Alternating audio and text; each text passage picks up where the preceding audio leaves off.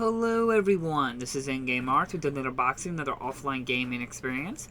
This is Doom 64 for the PlayStation 4, but please keep in mind this was played on my PlayStation 4 Pro. As well as keep in mind this physical copy was produced by Limit Run Games, so getting a copy will not necessarily be the easiest. But also, as good news, you can also currently, at the time of making this video, there are physical copies available at Best Buy, so I will provide links to Best Buy's version of the game. I do not know exactly if it's different from the Limit Run version here. I don't think it's going to be too different, as this physical copy here had no updates available and is the fullest up-to-date version of the game. Which is a great thing to know, as if you don't know, when Bethesda released these re-releases of these classic Doom games, they did a kind of a hiccup or problem where when they first launched, you were required to make a online registration to Bethesda's network before you were even allowed to play the game, even offline. Later on, they did release an update to fix that issue, so it was very concerning whether these new physical print runs were going to have that update on disc. So I can happily tell you that that update is on the disc, and I did play the entire game offline without ever connecting to the internet, and I never had an issue. As well as to do an extra test, I did turn on my internet on my PlayStation 4, start up Doom 64, and it never made me required to make a Bethesda network account with them. It allowed me to skip it and just jump right to the game. So you don't have to worry about it still popping up there even if you have your online still on.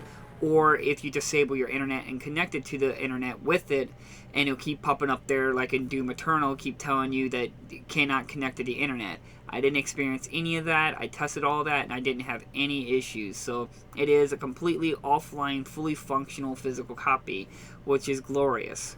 Now, this is my first time ever playing Doom 64, and if you're new to the channel, I simply adore Doom clones. I know it's kind of ironic and silly to call Doom a Doom clone, but I look at Doom clones as a form of a genre, kind of like calling a Metroid game a Metrovania.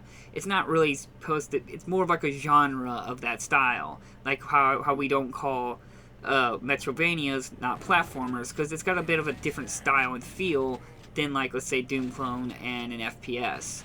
Now, going into Doom 64, it's definitely got more of a darker atmosphere than like the original first 1 and 2 original Doom games. It's definitely got a lot more ambiance, a lot more creep factor. It's a lot darker, and the enemies feel a lot more menacing than as arcadey as the original one is. But it's still very action-packed, straightforward, gun blazing, rooty-tooty, point-and-shooty, and it's just that fun factor of a Doom-style-esque play. It's got many secrets and many levels to play through, and once you do beat the main campaign, you unlock the lost levels, and you can, I think it's like around 5 or 6 levels. There's also bonus fun levels as well, but you have to find the secret level at the first level in the main campaign. I show you in the video how to unlock that secret level in this video here. Once you do that, you unlock the fun levels in the bonus feature area. You have to manually select those levels through the level selector to play the fun levels. They are quite challenging, so keep that in mind. So fun really means that it's just really, really hard. But as I said, it was the first time I ever played it, and I simply did enjoy myself. Though personally, I think I still like the original Doom 1 and 2 more than Doom 64. It's not necessarily I think it's bad or it's a worse experience. I just noticed some little things that made the original ones a little better for me.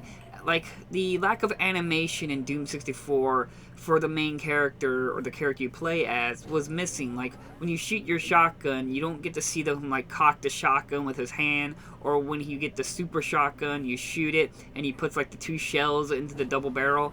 I kind of missed that neat little animation, and it just gave you a lot more oomph, and every time you killed an enemy to see him cock that shotgun.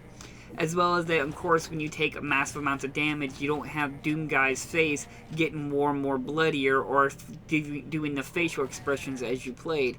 It just gave missing that form a little bit of draw you in an atmosphere to that character. It's not the biggest deal, and it's not like it's game ruining, but it just, you definitely miss that. You don't think you would, but you really do. And just sometimes some of the sprite graphics, personal opinion here, don't look as good as the original Doom ones. They're not bad, but I do think they're a little bit more washed out and blurrier than the Doom 1 and 2. So, I mean, it's not me trying to hate on Doom 64, I just say that there were some things that just felt a little bit more polished and better.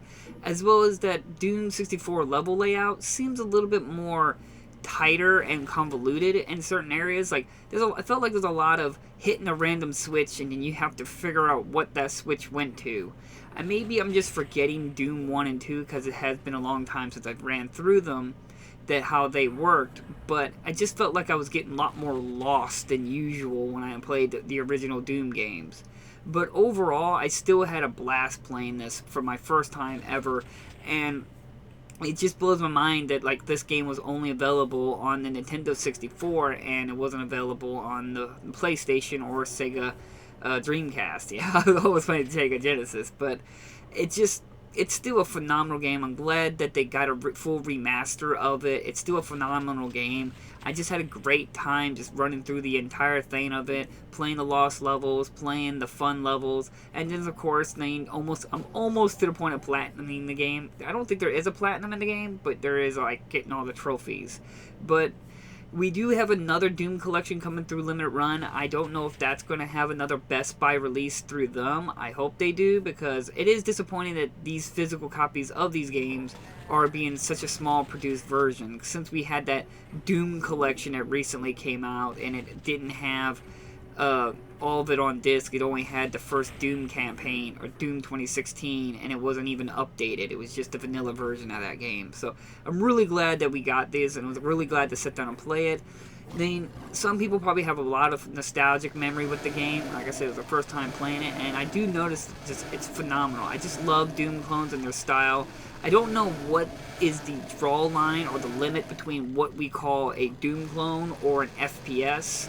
I know it's technically an FPS, but you see what I'm talking about. It's got a different feel and a different experience than your typical like Call of Duty or Borderlands or even other first-person shooters when you play a Doom clone, like let's say Quake or Iron Maiden, Dusk, Doom of course, and then you got like Power Slave, Duke Nukem. You all can see what I'm talking about. They all have a different feel than your typical normal FPS. Maybe it's just the graphical, or it's the gameplay, or it's just the overall graphical style of being a 2D style. Not entirely sure, but I love this kind of style. And maybe it's just because I'm a big fan of simplicity. But the story of the game is typical Doom guy going in there, going to hell, destroying everything. You're just going in there, doing the Lord's work and killing demons. It's just a lot of fun, and I do highly recommend it if you can get it. I do recommend it while you still can, while it's available on like at Best Buy. I will provide links in the description. I don't know if there's, like I said, anything different between the limited run version and the Best Buy version. I wouldn't think so, because it still shows like the limited run logo and the Best Buy version on their logo in the store, so it might be just the same copy. So like always, I will provide those links in the description. I highly recommend a copy if you can pick it up, or pick up the collector edition version of it. And I'll see you guys in the next unboxing video. Bye-bye!